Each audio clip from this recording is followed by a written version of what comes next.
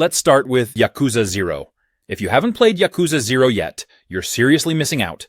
This game is a wild ride from start to finish, blending an intense crime drama with some of the most hilarious and offbeat side content you'll ever see. It's a prequel to the Yakuza series, diving deep into the backstories of Kazuma Kiryu and Goro Majima, two of the most beloved characters in gaming. What makes Yakuza 0 stand out is its balance between serious storytelling and wacky, fun gameplay. The main plot is filled with twists and turns, focusing on Kiryu's involvement in a real estate war that puts him at odds with the Yakuza and Majima's quest to regain his honor within the underworld.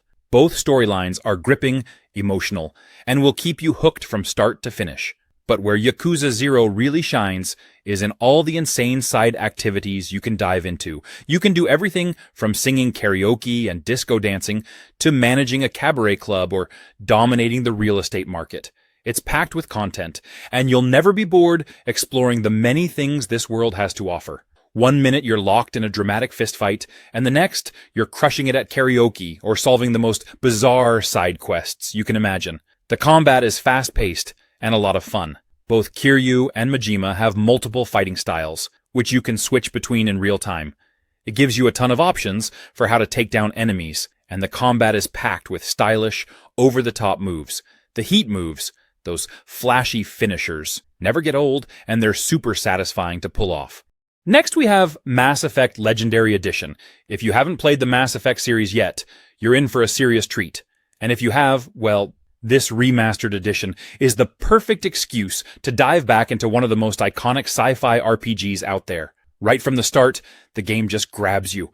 You're Commander Shepard, and your choices shape the entire galaxy. The stakes feel huge, but what's cool is that you're never just watching the story happen. You're actively making choices that change everything. And I mean everything from little side stories to major plot twists. It's one of those games where you actually feel the weight of your decisions. And that's rare. And the galaxy? It's incredible. You're exploring different planets, seeing all these unique alien cultures, and uncovering a rich sci-fi world with every mission. It's like living in your own sci-fi epic, from the action-packed battles to the quiet moments of exploration. The Legendary Edition really brings this world to life too, with upgraded visuals that make each planet and environment feel fresh, vibrant, and epic in scale. The combat is a blast too. Whether you're going full biotic powers or charging in guns blazing, there's a style that fits however you want to play. And with all the upgrades and tweaks in this edition, it feels smoother than ever, especially in the first game, which has been brought up to speed with the later ones. Plus, the Legendary Edition has smoothed out some of the rough edges, making it even easier for new players to jump in and get the full experience. It's got everything: epic space battles and a world that just feels alive. Next we have Lords of the Fallen. Now here's a game that has an interesting story, but not in the way you'd expect, because I'm talking about the story of how the game itself has been received. Lords of the Fallen is one of those games that came out swinging with big ideas, tried some bold moves, and got, well, a lot of hate for it. And honestly, most of it feels a bit unfair. This game came out in the shadow of Dark Souls, and I mean, it's tough to go toe-to-toe with that. People immediately compared it to From Software's epic series, and fair enough, Lords of the Fallen definitely wears its inspiration on its sleeve. It's got that dark fantasy look, tough-as-nails combat, and a focus on dodging, blocking, and timing your attacks. But here's the thing. Just because it shares a genre doesn't mean it's trying to be a Dark Souls clone. And this is where I think a lot of players missed the point. Where Lords of the Fallen shines is in its own take on the action RPG formula. It doesn't try to be as brutally difficult as Dark Souls. Instead, it aims for more accessibility, which is honestly a great thing. It makes this style of game way more approachable for players who might be new to the genre or just don't have the time to get good through dozens of hours of trial and error. Lords of the Fallen balances challenge with a little more leniency, which is refreshing. The combat itself is actually really satisfying. It's chunky and there's this real weight to every swing of your weapon. It doesn't have the razor-sharp precision of Dark Souls, but honestly, not everything has to. Next we have Mortal Kombat 11, the game that takes everything you know and love about this legendary franchise and cranks it up to 11, literally. The combat feels tight, responsive, and packed with layers of depth. Whether you're a button masher or someone who's memorized every single combo in the series, the game caters to all kinds of players. It's easy to jump in and start throwing punches, but mastering a character, that's where the real fun begins. And speaking of characters, the roster here is incredible. You've got old favorites, some unexpected returns, and a few surprises that will definitely keep you on your toes. Each fighter feels unique, with their own playstyle, moves, and, of course, those iconic fatalities. Seriously, the fatalities in this game are a spectacle. They're gruesome, sure, but they're also so over the top that you can't help but laugh and cringe.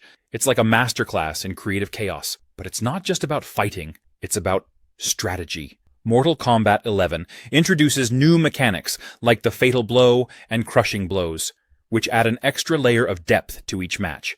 These aren't just flashy moves, they're game changers that can turn the tide of a fight if used wisely. It's all about timing and knowing when to strike, and it keeps every match feeling fresh and unpredictable. One thing that stands out is how accessible the game feels without sacrificing its complexity. If you're new to the series, the tutorials are super helpful, breaking down everything from basic moves to advanced strategies. And for veterans, there's plenty to sink your teeth into. Next we have Resident Evil 6, probably one of the most controversial entries in the Resident Evil series. When it came out, a lot of longtime fans were really disappointed, and it got a ton of hate for straying too far from the classic survival horror roots. One of the big criticisms was that it tried to do too much. The game had 4 separate campaigns, each with its own tone and gameplay style. You had Leon's campaign, which felt more like the traditional Resident Evil survival horror, but then you had Chris's and Jake's campaigns, which were full-on action shooters. It left some players feeling like the game had an identity crisis. It wasn't sure if it wanted to be horror or action, and that split the fanbase. But here's the thing, Resident Evil 6 isn't a bad game. It's just different. If you go in expecting a pure horror experience, yeah, you might be disappointed. But if you approach it as a crazy, action-packed adventure with some horror elements sprinkled in, there's a lot of fun to be had. The variety in the campaigns means there's something for everyone. And the co-op play was a big highlight for people who like playing with friends. And let's be honest, some of the hate was probably just because it wasn't what fans expected after the success of Resident Evil 4 and Resident Evil 5. Those games were a hard act to follow. And RE6 took some big risks. Sure, not all of them landed, but it also had some really cool moments, epic boss battles, and impressive visuals for its time. Despite all the complaints, Resident Evil 6 still has some great moments. It doesn't deserve all the hate it got. Next we have State of Decay 2. This game really knows how to make you feel like you're in a zombie apocalypse. It's not just about surviving day to day. It's about building a life in a world that's gone to hell. It's got action, strategy, and a little bit of that community-building feel that makes it unique. So, right off the bat, the game drops you into this open world full of zombies, and it's up to you to find survivors, scavenge supplies, and build a community that can actually stand a chance. What's cool is that every survivor has their own skills, strengths, and even weaknesses, so it feels like you're working with real people. You're not just collecting NPCs, you're creating a team with their own stories and personalities. And the best part? It's super unpredictable. You might think you have things under control, and then, suddenly, there's a horde of zombies at your base, or your best scavenger is out on a mission and doesn't come back right away. It keeps you on your toes in the best way possible. You've got to manage food, medical supplies, and even morale. If someone's unhappy or stressed, it can really throw the whole community into chaos. The base building aspect is another standout feature. You're not just finding a spot and settling in. You're creating a place to live and thrive. You get to decide where to put things like gardens, watchtowers, and beds, and those choices actually matter. Building up your base is one of those things that feels genuinely rewarding because it's not just for show, it impacts how well your group survives. Next, we have Sniper Elite 4. It's set in World War II Italy, and let me tell you, it's way more than just a standard shooter.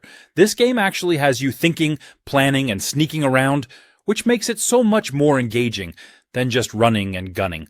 It's a nice change from the darker, grittier locations. There's this real sense of place, like you're actually on these missions behind enemy lines. You can even explore different routes and vantage points, so every mission feels open-ended. It's not a game that tells you, go here, do this. You have the freedom to get creative with your approach.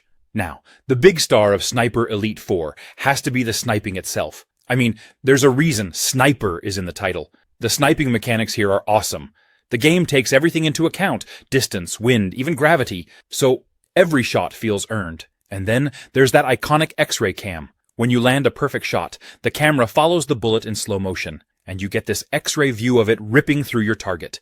It's kind of gruesome, but also so ridiculously satisfying. You know they nailed the shot mechanics when you can feel the weight of each shot. It's like a mini celebration every time you get it just right. But Sniper Elite 4 isn't just about staying a mile away from enemies and picking them off one by one. It's a full-on stealth experience. You have to be smart about where you go, how you hide, and how you move around. You can use the environment to mask your shots, like firing when a plane goes overhead or when a generator is making noise. It makes you feel like a real sniper, working with whatever you have to stay unnoticed.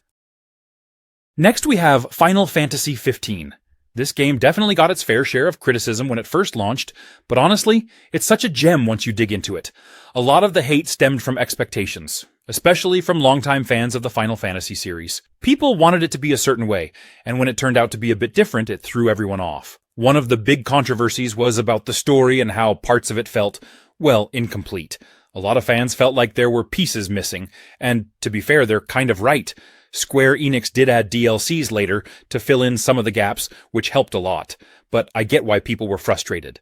And then there's the combat system, which definitely divided people. It's way more action-oriented than older Final Fantasy games, which threw some fans off. Instead of the traditional turn-based style, you're zipping around the battlefield, warping in and out of combat, and timing your attacks in real time. Personally, I think it's a blast. It feels fast, intense, and once you get the hang of it, there's a real flow to the battles that's so satisfying. Plus, you get to use all these cool weapons and powers, and switching between them mid-fight keeps things exciting. I get that it's not everyone's cup of tea, but it brings a fresh energy to the series, and if you go in with an open mind, it's a lot of fun. Final Fantasy XV gives you this huge, open world to explore, and it's stunning. You're cruising around in your car, the regalia, discovering gorgeous landscapes, stopping at outposts, and finding hidden treasures along the way. Next we have Crash Bandicoot 4. This game is a wild ride that combines classic Crash nostalgia with fresh, modern twists that feel like a love letter to longtime fans and a great entry point for newcomers. It's a bit of a crazy platformer, full of vibrant, chaotic worlds, tricky jumps, and the kind of fun challenge that makes you feel like a gaming hero when you finally nail it.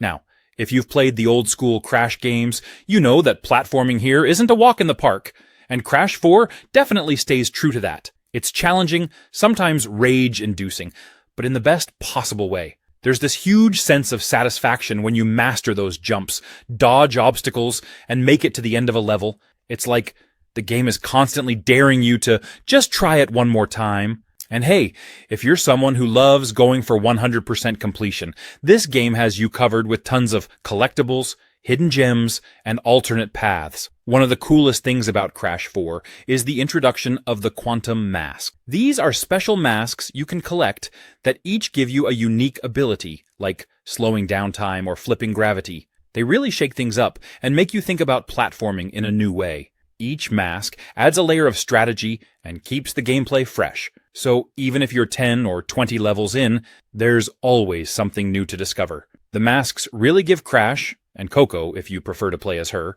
a fun, super-powered feel without making the game any less challenging. Next we have Assassin's Creed Valhalla. Imagine taking a trip back to the Viking era, where you're not just any Viking, but Eivor, a fierce warrior ready to carve their own legend. Right from the start, this game pulls you in with that unmistakable Viking vibe. You're out there raiding, exploring, and building your own settlement. The combat in Valhalla is brutal in the best way possible.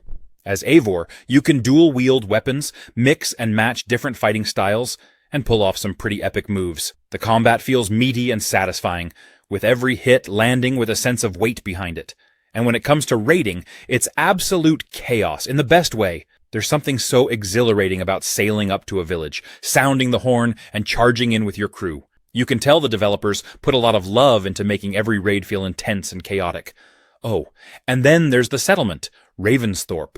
This place becomes your base of operations, and building it up feels incredibly rewarding. As you raid and gather resources, you're constantly adding new buildings and unlocking cool features. The settlement is full of life, with characters you actually care about. It's not just a place you go to between missions. It becomes a little slice of home for Eivor and the crew. You'll spend time upgrading the blacksmith, brewing with the tattoo artist, and even feasting with your fellow Vikings. There's this sense of community that feels genuine and makes you want to see Ravensthorpe thrive. If you're a fan of Norse myths, Valhalla has you covered. Next we have Hitman 3. Now this is a game that just gets the whole stealth genre right.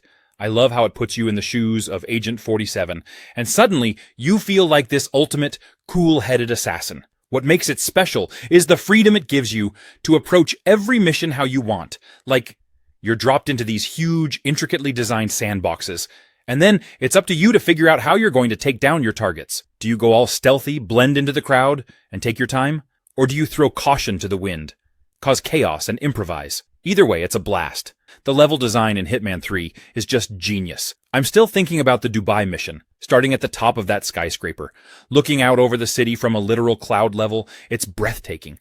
And then there's the Dartmoor level, which is like something straight out of a detective novel. You can actually pose as a detective investigating a murder while planning a murder. It's just so creative, giving you this puzzle box of opportunities to play around with. And there's always that moment when you figure out a crazy way to eliminate your target that feels so satisfying, like, I can't believe I just pulled that off. Another thing I love is how replayable it is. You finish a mission, and then you start thinking, wait, what if I tried it this way? Or, what if I used that secret passage I missed the first time? It's not about following some rigid plan. It's about adapting on the fly and making it work. Honestly, Hitman 3 is one of those games that I keep coming back to. It's smart, stylish, and just a ton of fun. Next we have Alan Wake 2. If you played the first game, you probably already know how trippy things can get, but this sequel, it cranks up that eerie, psychological horror vibe to a whole new level. It's like being stuck in a thriller novel that keeps messing with your head. And I mean that in the best possible way. So right off the bat, the atmosphere in this game is incredible.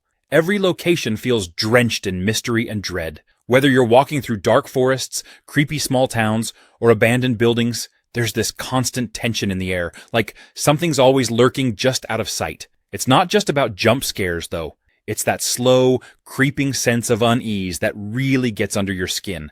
The game does such a good job of making you feel like you're never truly safe.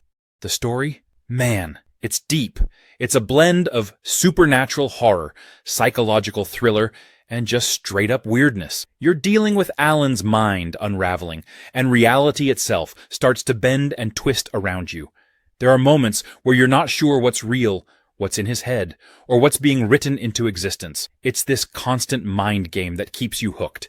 And what I love is how the game doesn't spoon-feed you answers. You're piecing together this puzzle, and it feels so satisfying when things click, or get even weirder. Combat is another high point. The whole flashlight and gun mechanic from the first game is back, but it's more refined this time around. You're constantly managing light and darkness, using your flashlight to weaken enemies before finishing them off. Next we have Batman Arkham Knight. If you're into Batman even a little bit, this one really delivers. It's the final entry in the Arkham series, so there's a lot riding on it. And let me tell you, it wraps things up in the most satisfying way. First off, the gameplay. You're not just playing as Batman, you're feeling like Batman. The fluid combat, the way you can string together attacks, counters, gadgets. It's all so smooth. Honestly, once you get the hang of it, you feel like a superhero, effortlessly taking down waves of thugs. It's like the perfect balance of tactical and badass. And then there's Gotham City. I mean, this is the Gotham I've always imagined. The atmosphere is spot on. Rain pouring down, neon lights reflecting off the streets, all with that dark, brooding vibe. It's eerie, but alive, if that makes sense. The city feels like it's its own character. Plus, the freedom to glide through the skyline or hop in the Batmobile just makes you feel like you own the place. Speaking of the Batmobile, I know people have mixed feelings about it, but come on, it's the freaking Batmobile. The controls can be a bit clunky at first, but once you get used to it, it's pretty fun blasting through the streets or shifting into battle mode. It adds a new dimension to the game. Especially with those tank battles, even though they can get repetitive after a while. The story is where Arkham Knight really shines for me. Without spoiling too much, it's got everything. A psychological thriller, action-packed moments, and that emotional depth you wouldn't expect from a superhero game. You really get into Bruce Wayne's head. Next, we have Dishonored 2. It's like stepping into a living painting where every corner has its own story. One of the things I really appreciated was how they expanded on the original game's mechanics. The new powers are incredibly fun to use. For instance, Emily's ability to manipulate time is a game changer. I found myself replaying levels just to experiment with different ways to use her powers. It's like the game gives you a playground for your creativity. Corvo's powers are just as thrilling as ever, but they've added a nice twist with his new abilities. The flexibility in gameplay is fantastic. Whether you prefer stealth or going in with all guns blazing, the game supports both playstyles seamlessly. It's amazing how each mission can be approached in so many different ways. I spent hours just replaying levels to see how different strategies panned out. The story itself, absolutely gripping. The dual perspectives of Emily and Corvo offer such a fresh take on the narrative. I loved seeing how their choices and actions impacted the world around them. It's impressive how the game manages to weave personal stories with broader political intrigue. Also, the character interactions were top-notch. It felt like the NPCs actually had a life of their own, reacting to your choices and changing their behavior accordingly. It made the world feel more dynamic and alive. I found myself genuinely invested in the characters and their fates. If I had to nitpick, there were a few bugs here and there, but nothing that really detracted from the overall experience. Next we have No Man's Sky, one of the most controversial video game redemption stories out there. When this game first launched, it got slammed hard. Like really hard. People were furious because they felt like they were promised the universe, literally, and what they got didn't live up to all the hype. You know how it is when a game gets hyped beyond belief, right?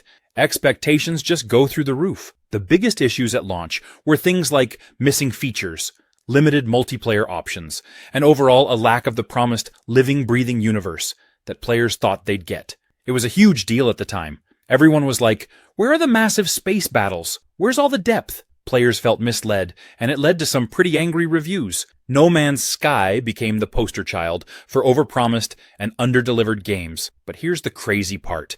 Instead of throwing in the towel, the developers at Hello Games just kept working on it. They didn't give up.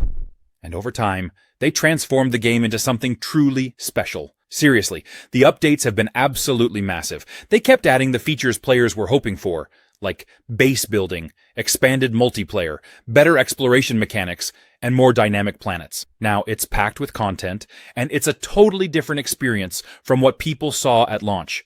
It's honestly one of the most positive turnarounds in gaming. It went from being the game everyone loved to hate, to becoming a beloved space exploration game with a really dedicated fanbase. These days, it's praised for its vast, procedurally generated universe. Next we have Outlast 2. The game is a wild, terrifying ride from start to finish. It takes the creepy factor and dials it up so high you're constantly on edge. If you thought the first Outlast was scary, this one's here to remind you it can always get worse. First off, Outlast 2 does something amazing with its setting.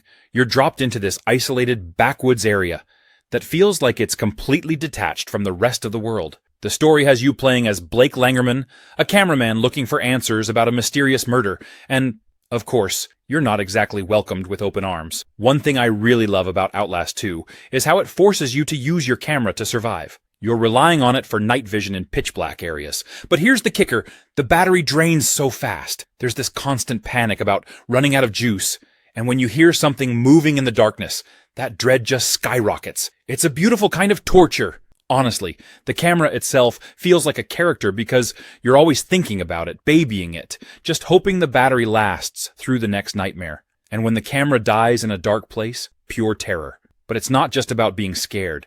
Outlast 2 does such a great job at making you feel helpless. There's no fighting back, no weapons, no hero moment where you suddenly become this badass. Nope, it's all about running, hiding, and surviving. You have to pick your hiding spots carefully, crouch through cornfields, dive under beds, and hope nobody finds you. Every noise feels like a threat, and every shadow keeps you guessing. Next we have The Sinking City. It's one of those games that totally pulls you into its weird, Lovecraftian atmosphere. I'll be honest, I wasn't sure what to expect going in. I knew it had that detective vibe, but once I started playing, I realized it's so much more than just a mystery game. The setting is such a huge part of what makes it special. Oakmont, the flooded city you're stuck in, feels like a character itself. It's dark, twisted, and so mysterious. The whole city has this oppressive vibe, like it's barely holding itself together. And then you throw in all the supernatural stuff. You're constantly on edge, wondering what the heck is going on. It's the kind of place where even the NPCs feel off. They're all a little too weird, you know? The detective mechanics are super satisfying, too. It's not like most games where you just follow a waypoint and the answers are handed to you. You actually have to think in this game. You've got to piece together clues, figure out where to go next, and sometimes that means wandering around, checking your map, and just solving things on your own. I found myself getting so immersed in the investigations because it feels like you're the one figuring it all out, not just the game spoon-feeding you answers. One thing I really appreciated was the freedom in how you handle investigations. You're given choices that affect the outcome, and there's not always a right answer. I remember one case where I had to decide whether to trust this cult or expose them, and both options felt equally shady. It's that kind of moral ambiguity that really makes you think, and I love that. Next we have The Last Guardian, one of those games that had so much hype but didn't quite land for everyone when it came out. I mean, this game was in development forever. It was first announced back in 2009, and people were excited because it came from the same team behind ICO and Shadow of the Colossus. Two absolute classics, but by the time it finally released in 2016, it felt like the gaming world had moved on, and the expectations were sky high. The controversy with The Last Guardian mainly came down to its controls, and the AI for Trico, the giant bird dog creature that's basically your companion throughout the game. Trico is central to the whole experience, and players were supposed to bond with it. But here's the thing. Trico is stubborn. It doesn't always listen to your commands, which frustrated a lot of people. Some players were like, why isn't this thing doing what I want it to do? But if you think about it, that's kind of the point. Trico isn't just a tool or a simple AI. It's meant to feel like a living creature with its own personality, and sometimes that means being a little unpredictable. Another thing people struggled with was the camera and controls. They felt a bit clunky and dated, which made navigating the beautifully crafted world more challenging than it should have been. In an era where gamers expect smooth controls, this was a big sticking point for a lot of folks. But if you could get past that, there's something magical about the game. The bond between the boy and Trico, it's incredible. Next we have Far Cry 4. It's one of those games that really sticks with you. Right from the start, you're thrown into this beautiful yet chaotic Himalayan country called Kyrat, and boom, there's Pagan Min, the villain you'll love to hate. He's charming in the most unsettling way, and I just couldn't get enough of his weird charisma. Honestly, he steals the show every time he's on screen. But beyond the story, what really drew me in was Kyrat itself. The world is just stunning. You've got these towering mountains, lush valleys, rivers, and temples scattered everywhere. I found myself getting lost in the world, not just doing missions, but just exploring, climbing cliffs, gliding off with a wingsuit, or hunting animals to upgrade my gear. It's one of those open-world games where every corner has something to discover, and it just makes the world feel alive. Now, the gameplay is so fun. You can tackle situations however you want, and for me, that meant switching between stealthy bow kills and, riding elephants into enemy outposts like a madman. Seriously, who doesn't love charging through a camp on an elephant? And the wildlife itself adds a whole other level of unpredictability. I've lost count of how many times I was sneaking up on an enemy, only for a tiger or bear to crash the party and wreak havoc. The missions are great too, especially the ones involving the Golden Path. You get to make decisions that affect the revolution you're part of, and they're not always black and white. I liked that it made you think about the consequences. All in all, Far Cry 4 is just packed with stuff to do. It's got this mix of intense action and moments of absolute chaos. Next we have Mafia 2. This game hits differently. It's got this classic, almost cinematic feel to it, like you're stepping into an old mobster movie. From the moment it starts, you're drawn into this gritty 1940s and 50s world where the cars are big, the suits are sharp, and everything's just dripping with atmosphere. The setting of Empire Bay feels alive, like you can almost smell the exhaust from the cars and hear the hum of jazz coming out of a diner as you pass by. But what really gets me about Mafia 2 is the story. You're following Vito Scaletta, this guy who's just trying to make a life for himself after returning home from World War II. And you feel for the guy. He's not some untouchable, over-the-top hero. He's just a regular dude who gets sucked into this whole criminal underworld. And it's not even glamorous. Mafia 2 makes it pretty clear that this life comes with heavy consequences. The missions are top-notch too. One minute you're robbing a jewelry store. The next you're in this intense shootout, ducking behind cars and trading gunfire. It's got this old-school classic gangster vibe. One thing I love is how Mafia 2 doesn't overdo the open-world stuff. It's not like you're getting sidetracked with a million random activities. The game keeps its focus tight on the story, which I appreciate. It feels like every mission matters, and you're always pushing forward to see what happens next. Even though it's been years since it came out, Mafia 2 still holds up. If you're into mobster stories or just love a game that feels cinematic, Mafia 2 is definitely worth revisiting.